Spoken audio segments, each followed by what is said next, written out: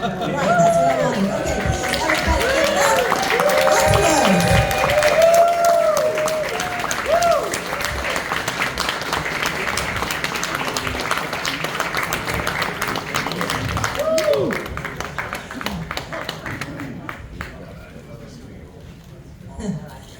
It's a tight fit, y'all.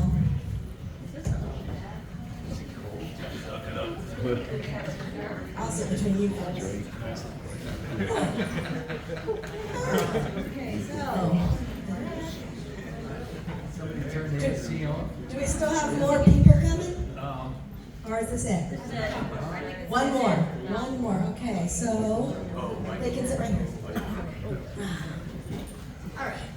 In the meantime, let's just welcome you all to Houston, Days of the Dead Houston. First time doing it here, very exciting, yeah?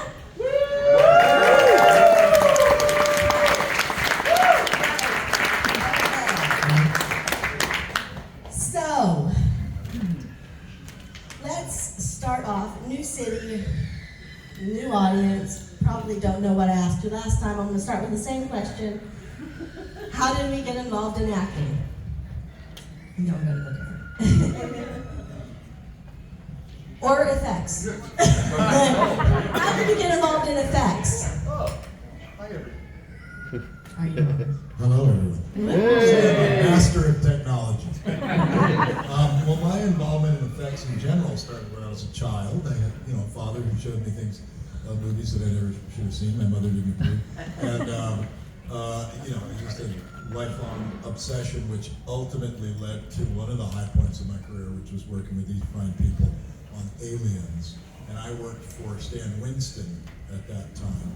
And prior to that, I had worked with James Cameron at Roger Corman's New World Studios. And we did movies like Battle Beyond the Stars and Galaxy of Terror.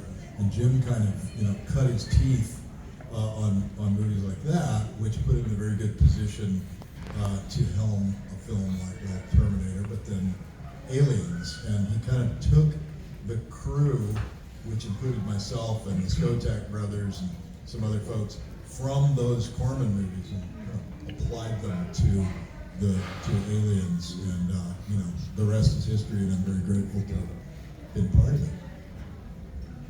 Hello, everybody. Hey! What was the question again? How do we get started acting? Yeah, your craft. You know that I was saying, like something I didn't choose it, it chose me. My situation was kind of like that. I was a rambunctious student, let's say. And yeah, kind of the one that causes problems. And a teacher with a hard hand decided that I was going to be in her play. And I said, no, I'm not. Well, yes, you are. No, I'm not. Yes, you are. She ended up winning. And the reason that I didn't want to be in the play also was because at the time, I was really bad at reading aloud. And I told her, I said, listen, I don't want to be in your play because I don't like reading in front of people. She says, well, we're going to do this thing called improv. And can you pretend? I go, yeah, I can pretend. She goes, okay then, that's what we're going to do. And that was the start of it. I did one play, that play that she was talking about, and then I did another play which was a really big hit at that high school. And later on in college, when I had to decide what I wanted to do, some counselor was counseling me and said, well, what do you enjoy doing? What do you think you're good at? And do you think you can make a living at it? And I went through my head and I thought, well, I like acting and I think I'm good at it, so we'll give that a try. So that was it. Hey guys. So I was not a happy camper teenager making trouble, and my parents were freaking out, and they borrowed some money from my grandparents and threw me into a boarding school to see if they could, tame me. And while I was there, somebody said, "Here, take these, learn those lines. You're going to be in a play." And I kind of knew what plays were, but I'd never been to a theater before, so I said, yeah, okay. And I learned the lines, and immediately everybody said, oh, you're really good at this. I said, what? I had no idea what I was doing. My line stood up, said them, and they said, you're really good. I said, no idea. Well, you could be in the next one.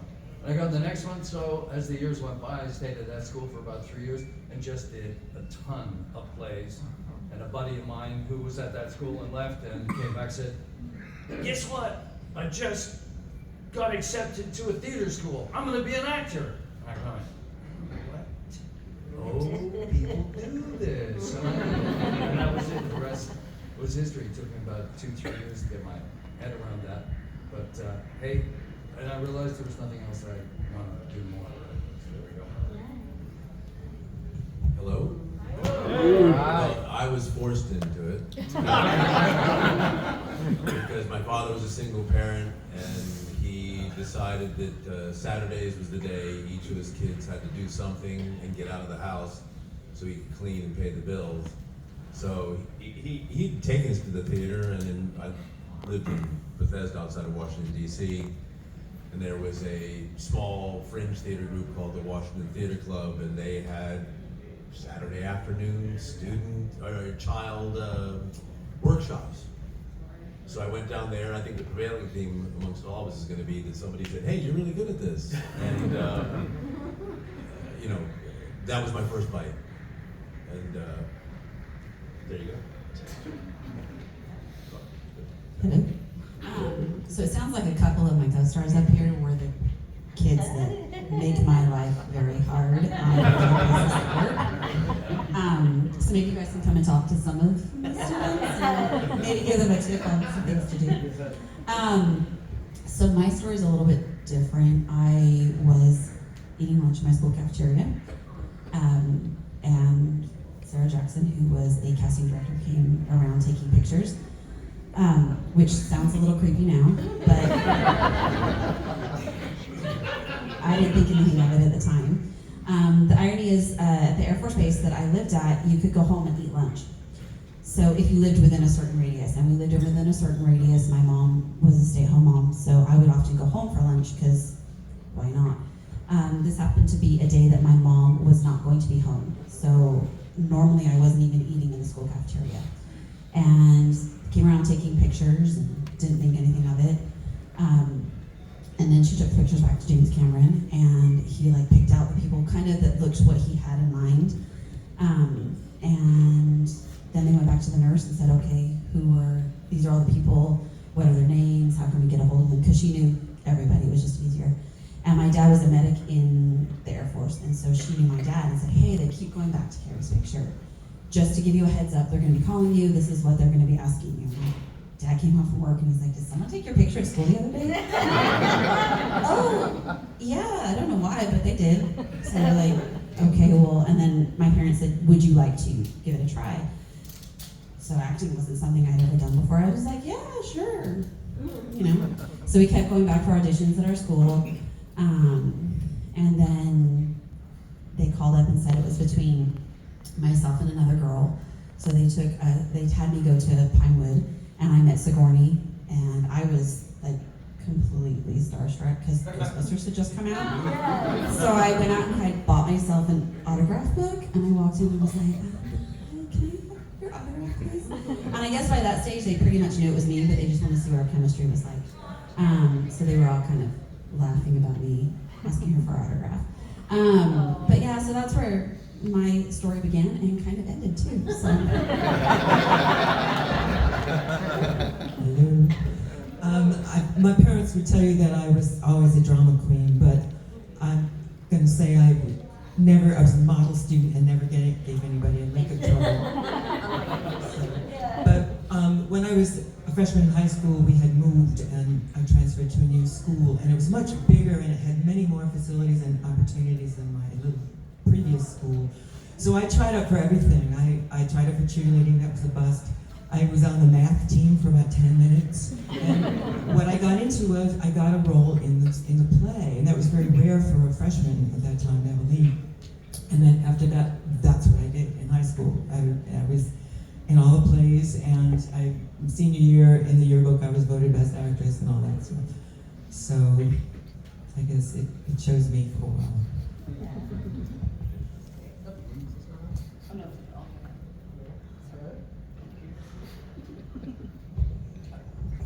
So, just trying to think. Yeah, there's a theme with the boys that you were I see it, yeah. No, that wasn't me. My parents were huge theater lovers, and even before we were born, they would spend every cent and go see a play. They lived in New York and Manhattan, and they collected all their playbills and things like that. And so they would take us to see plays, and it was magical. The curtain, the lights went down, the curtain went up. I mean, it was terrifying. There were live people there, and so I was a very shy child. I never would go up and get an autograph from anyone. I went to those things. They go, "Now everybody go and get it." And I was like, no. I said, ugh, no, I don't want to do that. And I think it was right before I was in junior high. My parents went to New York for a trip, and my mother was at a bookstore, and she saw this book, and it had acting in the title. It says "Respect for Acting." Uta Hagen. No, she had no idea who Uta Hagen was. She's this incredibly famous teacher. It's an amazing book. But she said, "Oh, there's acting in the title. Let me get you It's a that." great book. Yeah, it's incredible. Interest is an amazing book. Yeah, respect for acting. If you want to kind of maybe understand, how actors do it and what the whole. So I started. It's a very simple book, and I started to read it, and it was fascinating. And then I too found out that you could actually train to be an actor. There was something called a drama school where once I could finish high school, I could go and learn how to do that. And I was like, I'm in. This is great. I come from a performing family, and my mother was an opera singer, and my dad was a violinist and conductor, and so there was a lot of. She was quite well known, so I did, and my youngest sister wanted to be an actress from the very beginning, and so I put it in the back drawer for a long time because it was an impossible act to follow, because my mother basically had a gift that was undeniable, and I was like, no, I don't have it. And I was in international choirs and things like that. I was going to be an opera singer at one point. I was thinking about it. But my mother used to take us to New York too, and I went to see Jesus Christ Superstar. I was 12. Jesus Christ Superstar and the horse one. Equus, yeah. And Equus. Oh wow. With Anthony Hopkins. And after I saw those two, I just went, I want to do this, but I'm not going to tell anybody. And I remember writing my grade 10 teacher, I want to be an actor, but I'm not going to tell anyone ever. And then I sort of carried on. I had this in my head and everything, and was more a sports guy. And then I did 1 year of university, and I just looked myself in the mirror and went, I'm going to be an actor. And I was actually, to be honest, I was depressed about it in that moment. I went, I'm going to be an actor. It was so hard. How's it going? What kind of picture? How's it going now? Life was going to be so difficult. I was right. Anyways. You should read Respect for Acting, buddy. And then so my cousin was in a drama school, a well-known drama school in England, and Mark went to the same school, and I knew nothing about it, but I auditioned for a whole bunch of schools, and I ended up going to England, because I thought, at every step I wanted to see, am I any good, am I like garbage, and I thought, I'll get an international experience out of it, at the very least, if I go to the school. And it turned out to be a much bigger experience living in England than I imagined. Life-changing. And so anyway, I carried on from there. And I stayed in England because things like Aliens were down the street as an audition.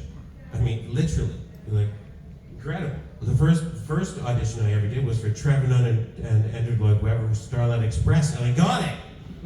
It was like, I'm going to stay here for a while. That's amazing. Okay, so obviously we know we're all here for a very special movie. Do you remember the first scene that you guys shot? Yeah. I shot the scene with Paul Reiser coming down the corridor to visit Sigourney to say, you gotta come to the Planet Search. She says, no, take off, I'm not interested, So my first scene was no lines at all, coming, marined up, and Paul doing his weaselly, come on. And we get to the end of the scene, we rehearse or whatever, and and we're shooting it, and I say, Jim, as we get to the end, I say, can I say thanks for the coffee? Pause. Yeah. And that was my first line. The first scene I ever did was the cafeteria scene, and that was the first scene I ever did on film.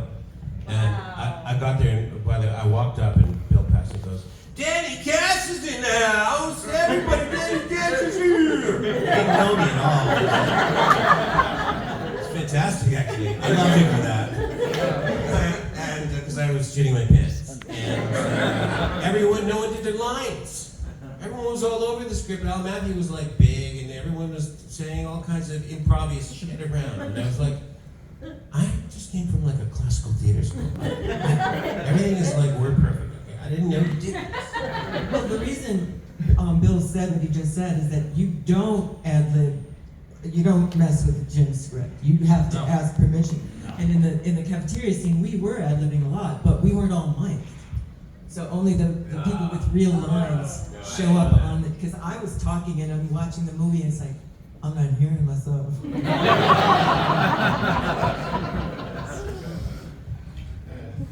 Either of you remember your first scene? My first scene was, again, first scene ever in a movie, was walking into the nest with, the lineup of all of us walking in. And I had no idea what back to one was when they said back to one. I'm like, what? And Bill was right next to me. He goes, "We've never done this." He goes, "Don't worry, darling. We'll learn while we earn." You'll learn while you earn. And then he lived his death, and that was the first, approaching the nest. That was the first day and going into it, and all that. So. Well, so my first day was obviously my first day on camera too. And I don't remember exactly which one was first, but it was at the very beginning. My first two ones that I remember would be like when I jumped in, when you guys were all trying to find me underneath the grates and I was like crawling around and all that kind of fun stuff. Because I remember that, and they were talking about having my stunt double do the one where they shot. I don't know who was shooting at me. Mark. Yeah. I'm glad you didn't hit me. But when they went across, you could actually see my face more, so that I actually had to end up doing it. But I remember that scene, and then the scene with us in, yeah. So those are the two, but I don't know which one was first. My first scene was my death mask scene. And never forget going to the soundstage, 4:30 in the morning, because it was a rather extensive makeup, and little segue here, there was somebody in the distance in the cavernous soundstage with a flashlight. Get closer, it's actually Jim Cameron at like 4:30 in the morning, taking notes. And he was so absorbed, I said, "Good morning, Jim," and he was just in another world. He didn't even reply. But going to makeup, get hooked up, I got wires up my leg, up through my costume, up through the death mask. One piece had a chemical that fizzed, one smoked, and one bubbled. And get thrust onto the set. I have to wait until they spray water to activate these chemicals. But, caveat, the chemicals are toxic. So I actually have to, this would never happen on a film set today. So I actually hold my breath, chemicals are going, Jim calls action, I've got a lit, live, real flamethrower that shoots flame 25 yards, and I'm supposed to direct directly at Jim Cameron and the DP. Flame bars to the right, big helicopter fan off to the right. I turn into camera, fire the thing, the first take, I fired it above Jim Cameron, because in the action I was like, oh fuck, I'm gonna set him on fire. So I fired slightly above, and then after the fact, Jim was like, no, Mark, directly right down the pipe, just shoot it right at lens. I was like, okay. So we did it twice, but after I fell in between the flame bars and waited for two guys much bigger than me, and I was weighing well over 200 pounds, they lifted me up by my arm, stuck me in front of the helicopter fan. I'm still holding my breath, by the way. And then the helicopter fan blows away the toxic fumes, and then I could breathe. And that was my introduction to action filmmaking. Rico?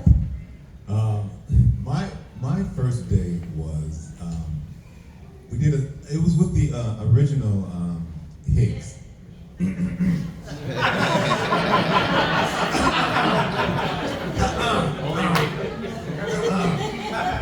Anyway, the guy who's that? The guy named James Remar.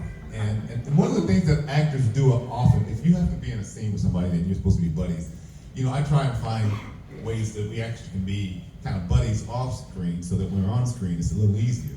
And it kind of worked because the original Hicks and I were kind of like cool.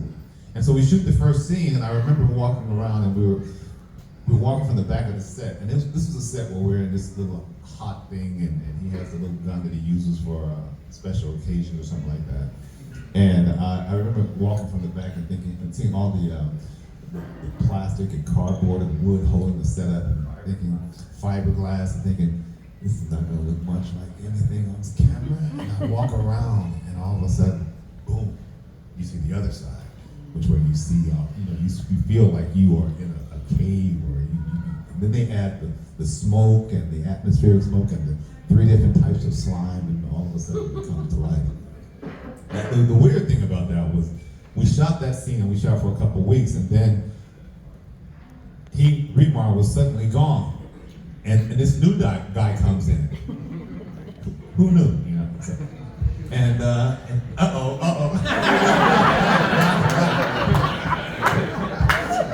he's like giving away.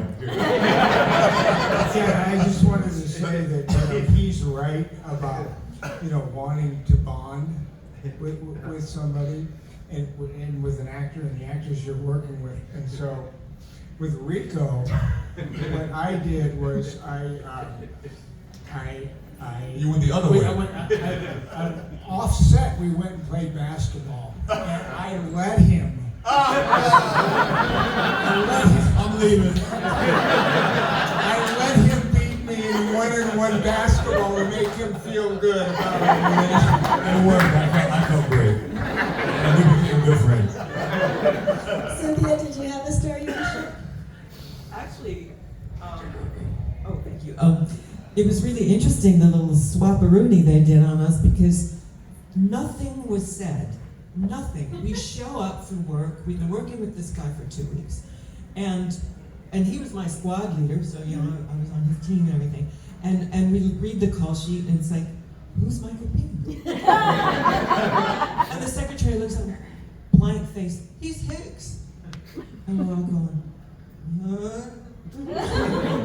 And everybody treated it that way, like, well, of course, this is the guy, like, as if we'd been working with Michael for 2 weeks.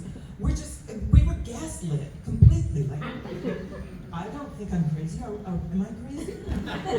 They're very different, physically, and the voices are different. It's like, It was stupid. very cool. Michael, Billy, and I did a movie. I think it was my first movie, maybe, or second, Lords of Discipline. So we spent, a couple of months together. Yeah. And when I thought, Also- Michael's coming. So Billy and Michael and I, we knew each other. It'll be absolutely fine. There's no problem. Michael's going to come in and just nail it, which he did. Yeah, I mean, in truth, the most admirable performance is Michael on a dime, flying over and be on set. Was it 2 days? Oh, man. 2 days. 2 days. Wow. And walks right in and nails it. I mean, Yeah. honestly, Yeah. really, really amazing. Most of us, you weren't even freaking out where you were a movie star to them anyway. Most actors were just shitting themselves to have 2 days preparation. I mean, Well, the thing about, first of all, I had worked with Jim and Gale because I'd done the Terminator with them, so I was very familiar with them and felt good being around them. And Hicks is not a very yappy guy, I, kind of had to, look as tough as this one, and worked as hard as I could in the weight room to look as tough as this one. And, I just, fall asleep on the set. Look, Michael's in character. Every once in a while he smiles, he grunts. He puts 2 or 3 lines together. It was a pretty easy character to walk into. And again, and I'm sure somebody's already talked about the fact that the script and the relationships between the characters that are written in the script that Jim created are just phenomenal. And I think I've said this before, but this group of actors, we really have loved each other since we've done the movie. Mark used to have us all over on the weekends for he would cook and we were just the cast that there was nobody arguing, nobody bitching, nobody moaning, nobody was a star, nobody was not, we were just, it was a fantastic group, and it still is, and it's an honor for me to be part of the movie, which I believe it's Jim Cameron's best movie.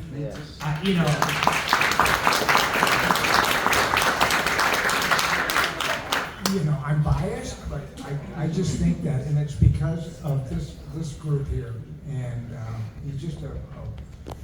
he picked an incredible cast, and this one here was so wonderful too. It's just she was just so good, and people talk about Jim. It's difficult, this and that. He used to treat her. Didn't he treat you so well? Didn't he? Yeah, and like when I first started on set, he went to my dad and he was like, just give me some tips. What can I do to work with her? Because I hadn't worked with many children.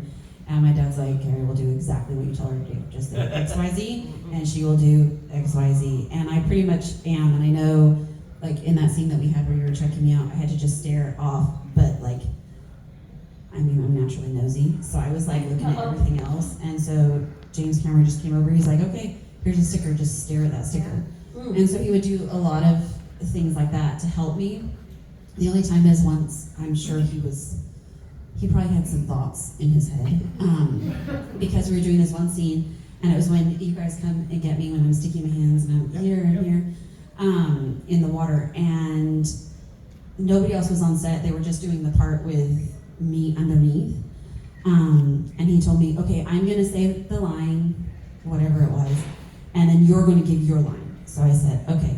He's like, are you ready? And I said, yeah. So we started filming, and he says a line that was not the line he told me he was going to say, and so I didn't say anything.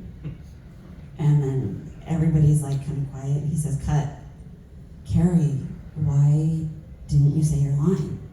And I said, well, you told me you were going to say XYZ, and you said ABC, so you didn't say what you told me you were going to say. And my mom said she was like crawling under this. I was like, so she's like, Carrie, I was crawling underneath the table, and everybody went, ugh. Shit together, Cameron! And then he just said, well, Carrie, you're absolutely correct. I did not say what you told me to say. So, but I kind of wanted to follow up with something that you were saying about the cast. And for me, because it's the only movie I've been in, I thought that it was always like this. But since talking to other friends that I've met through conventions, like, it is not like, I always feel like it's a family reunion. I had a lot going on with my personal life this weekend. My daughter has homecoming, and my kids have races, and like all this different kinds of stuff, so I'm not going to be there to help her get ready. But coming here, I was like, no, I can't let everybody down. Like, I have to go, like, and see everybody, because we don't always get that opportunity to see each other. So It seems like James created a family. Yeah. From an outsider's point of view, I just met you guys last month. But from watching you guys interact with each other, it just seems like a real genuine family that actually likes each other. We do. We all do like each other, except for Mark. Except for me. Other than that, we all I just have to say. No, I wanted to add that it was a really interesting experience for a young actor, because when I did the first scene with James Remar, and James had a very different kind of character than Michael came with, and I got used to that character being the character, and then Michael came in, and Michael was doing his thing, and it was so different, and it took me a while to appreciate it, and I didn't really appreciate it until I saw the whole film put together, and it was just a great experience, because sometimes you think somebody's good and then somebody else is not as good, and what you find out is that it's not good. It's this person is that, and this person is that, and it opened my head up as an artist, that you really can be good doing so many different things. It's just that whatever you do, you have to be committed and do that well. I remember listening to Sigourney, and she was a star by that point, and thinking, she acts so small. This is gonna be garbage. Like I couldn't believe she was so small. I don't know if you guys felt that way about her, but when I was witnessing it, I hadn't been on film before, and I thought, this is never gonna work. She was like whispering the whole thing. But there's also, I want to say something, it was a long shoot. You don't often, Michael maybe has done some 3-4 month shoots. We were on it, 3.5 months or something?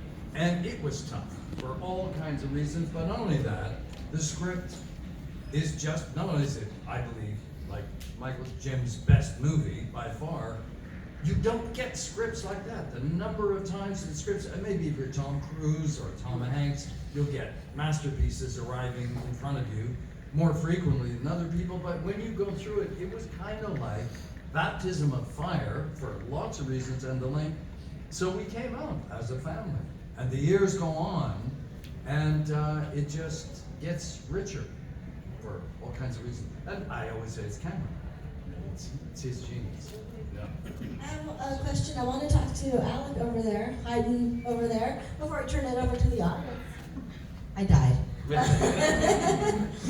What was your process in creating our monster for this movie? Because you're a professional monster maker. What was your process in delving into this guy?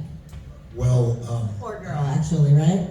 we started off, the process started by sheer terror when Stan said, hey, guys, guess what we're going to do? A sequel to Ridley Scott's Alien. And we're like, shit, us? We're working on something called Invaders from Mars right now. and we knew Jim was, we had heard about it a little bit. So when Jim came, he was full of confidence, of course, and which is great, because that's what you want out of a leader. So he's like, yeah, we'll fucking do this. We're like, are you going to bring in H.R. Giger? And he goes, nah, I'm going to design the Queen myself, which was the new character. And we're like, you're going to, wow, the balls to like put yourself up to, that. And then we saw his drawings, and we're like, oh, damn, yeah. Because, Cameron's an artist. Cameron was an effects guy, and, he's got it in his head, right? So we started working in Los Angeles before shipping out to London, and we did some things like, there was going to be a miniature queen, so we sculpted the miniature queen, we sculpted the tail of the alien, the head of the alien, I sculpted the face huggers. We got a jump on everything we possibly could, and we molded those things, and then we shipped the molds to Pinewood. And for me, I had to stay behind a little bit in LA while while Stan and his other 4 guys went to London, and I was bye, because I had to stay to do the set work on Invaders from Mars. So Stan's like, you're in charge. So what I didn't really, I was bummed because I wanted to be with the gang, because like you all, we were like young kids who were like in this for real, right? And it was so I felt a little left out, but then the Invaders experience was so valuable to me because it was such a difficult shoot, and it wasn't quite with the caliber of filmmakers that James Cameron puts together. And so I came to the set a little bit later, and how this hope was built. You guys are shooting already, and Michael, I don't know how you could act with jet lag after 2 days. He was like 2 weeks for me. I was dragging my butter out, feeling terrible, and I wasn't contributing to the crew. He was sleeping on set. Stan would never let me do that. But all the effects in this movie were done pre-digital, pre-computers. It's all organic. It's analog. Yes, let's hear it. And that's why the movie looked great when it came out and still looks great to this day. It shows you what just the human touch and human ingenuity and personship can go a million miles, and there's many ways to do things. As you said in acting, there's a lot of ways to be successful. So it was just and it's all been documented. I'm sure you guys have seen a lot of the behind the scenes, but it was a really great, and it was very successful. Although we, until the screening, we weren't sure what was going to work, what creature was going to look cool, if, you live in kind of fear until you finally see it. And then you might see all of your flaws in what you're doing, and you think everyone else sees it. Have you seen the, I love looking at the tests in North Hollywood in that alley with the Queen? Yeah. And you get like brooms and trash bags or something attached to the broom. The other thing I found was amazing was just to piggyback on what you were saying, Al. I remember when we were shooting. There's a lot of downtime when you're shooting, and there was this big monologue that Bill Paxton had for the drop ship, and he was working on it. And a lot of times during the downtime, we would be talking or working out on weights or something, but Bill would be in the corner working that monologue, and I did not think it was going very well for him. And I remember thinking, like a bit like you thought, I don't think this guy is gonna work for him. And the film comes out, and he fucking blows up, and everything he did worked. And I think that's a credit to his hard work. It's a credit to Jim's idea of what this character was really like, and it's also a credit to somebody who probably doesn't get a lot of credit is the editor. Because when the movie came out, I thought he stole the movie. He fucking stole the movie. Well, I have a question that actually arose last night. I was asked this by somebody, one of you. What was it like acting with a puppet or an animatronic sort of creature? And I said, well, I didn't. I was grabbed by a real live stuntman in a rubber suit. But Carrie was with the Queen. And so this is perhaps for Carrie and Alec. What was that like? How did that work? Because I wasn't there that day. I want to hear it from him. I've never heard this question. Oh. I'd love to hear it. I don't know. It didn't seem that different from the rest of the stuff. To be honest with you,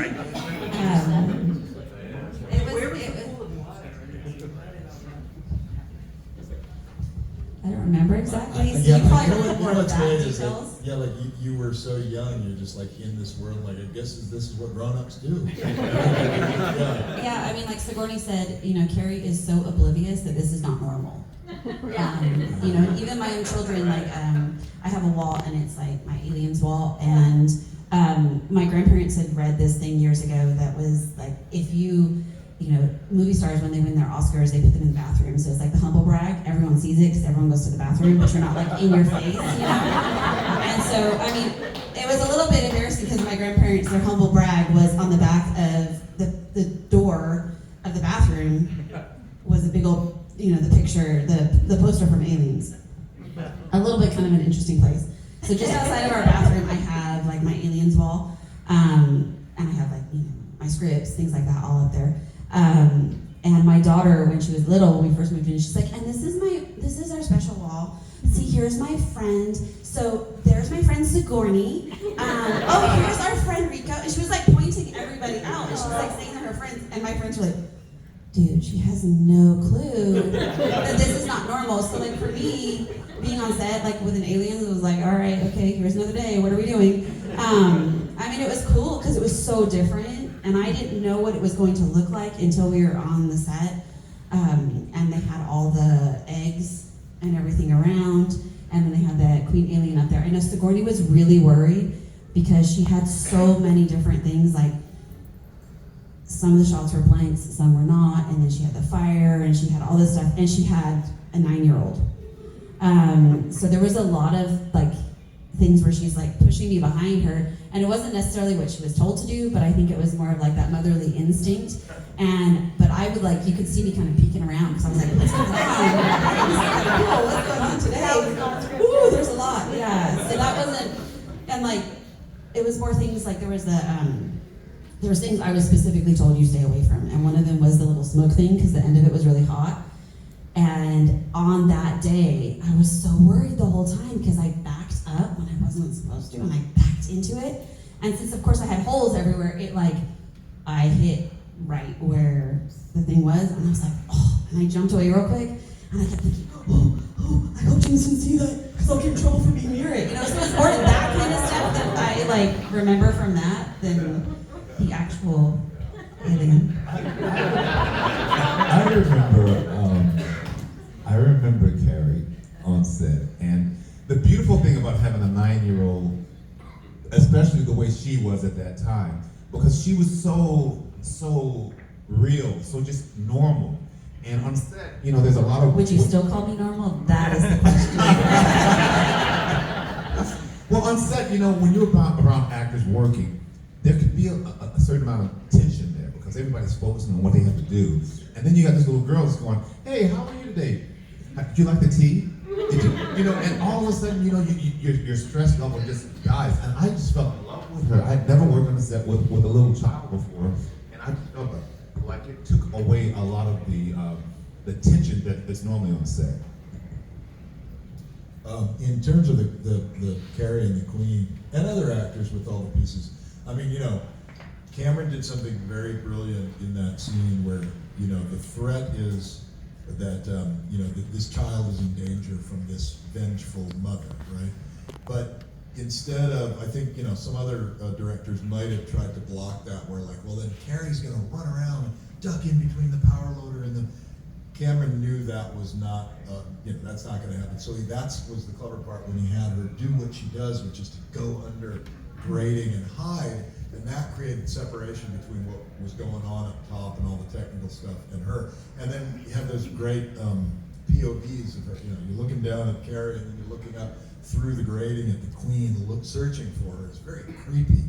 And he went from that as opposed to, I think, what might happen in a contemporary movie, which is that like all the shit's got to be piled on. It's, you know, so that helped us. But I think we're all big believers in having something on set. You know, actors. Stan used to say this all the time. Our work will be ineffective if the actors do not believe it. So in modern films, you very often have people acting to green tennis balls or whatever, and they can do it, and because they're actors and they're pros.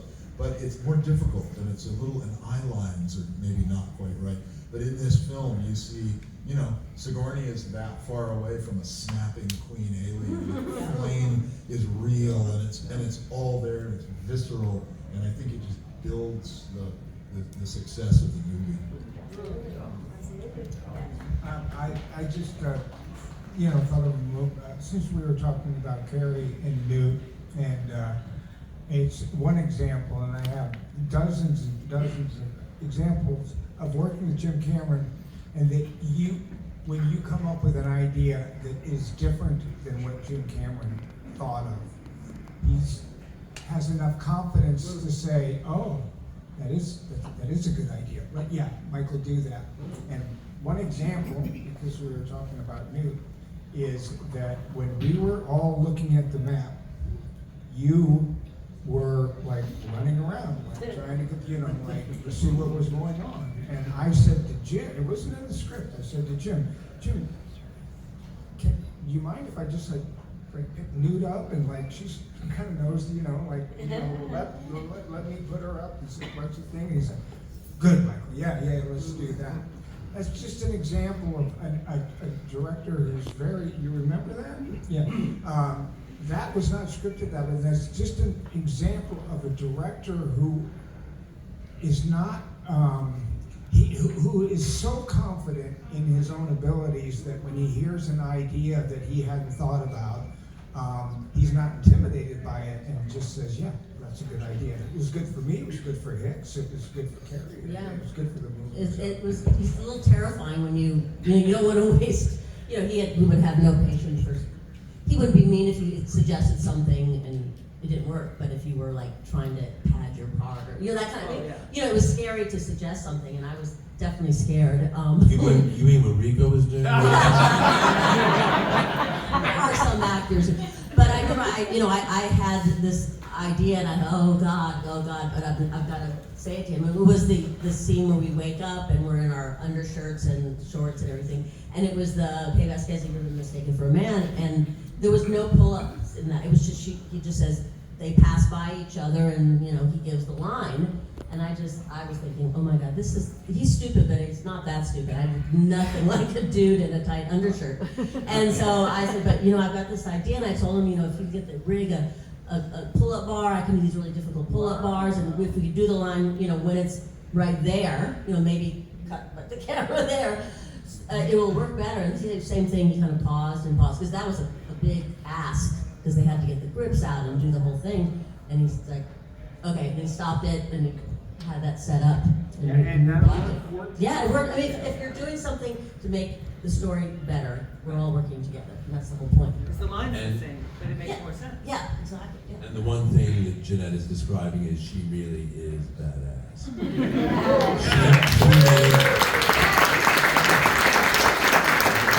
all of us have been working out like crazy. And Jeanette just did these behind the neck pulls like it was nothing. And she really made Rico look bad. I have a rule actually with other directors. Says I always tell young actors, don't ask, just do it, and then the director will think it's their idea anyway. So it's nice that James created that atmosphere that you felt you could do that. But in my rules, don't ask. Yeah, I remember He'll the, follow that. Paxton will follow that. the breakfast scene, and we were riffing a little bit, and James was allowing it to go, and so some of that stuff wasn't in the original script. But like Michael said, the brilliance of James was, I think, part of it was he cast really well. He knew what he wanted, and he cast well, and then he let them do their thing. And if it didn't work, he let you know it didn't work. But if you drop something in there and it worked, like say for instance, I got out of the hypersleep chamber, and I've been lying in it for a while they were trying to set up the mirrors so they can make it look like it's twice as many. And I remember thinking, I hate this job. And so I get out of it and I say the line, I hate this job, and he goes, next take, keep it in. And it was like that, you know. If it worked, it was in. If it didn't work, he let you know that too. That is so amazing. I was going to say the hypersleep thing at the end. James Cameron was not really happy with me because, as you probably remember, I liked to talk. And so I'd be in there talking to Sigourney, because she's in the one next to me, and she'd be like, and I'd be like, and it would like fog up. So they actually found like a little fan, and so I was allowed to talk as long as I like had the fan going the whole entire time. Because it was hot in there too. So unfortunately, we only have a couple minutes left for our release, you guys, but I wanted to, since Michael was so wonderful to join us, I wanted to ask you the question that I asked them when you walked in, was, do you remember your first scene shooting? I don't. Do you remember your last In that movie? Yes, or good shooter. I think I had the most fun when, you know, I go up and look and we see the aliens and the aliens all fall out and we open up on them. So it was all of us with automatic, you know, guns are, you know, they're kind of fun. And Jim was always full loads and, you know, and so just all of us opening up on the aliens that day of shooting and guns and stuff like that. That was my favorite scene. That was such a fun day. Yeah. Billy coming down. Yeah. And there's You and another Mark thing open that up on it. I remember that when Billy, when Paxton, when they were dragging him down, I said to Jim, hey, you know, because it wasn't blocked that way, and I said to Jim, I mean, it hits. It's this guy. You know, let me. Can I get down there to try to save? And again, Jim said, yeah, it's a good idea. So, of course, I didn't, but at least I made an attempt to go after him. But that's a lot of fun. And the interesting thing about that section of the movie that we all had so much fun shooting was that. Bill Paxton, you know, it's so loud, and there's like fans going on, and with all the shooting, it was so loud. Everybody had earplugs in, or a lot of us did earplugs to protect our ears from the sound of the guns and everything. Bill was improvising during that scene, and so Bill was improvising. So when they got into post-production, Jim was looking at it and Bill was talking, and so Jim said, Bill, what were you saying? He's like, I forgot. And so they had to go back and really break it down and try to figure out what would fit in his mouth during those improvs. And it was probably, oh, you want some here?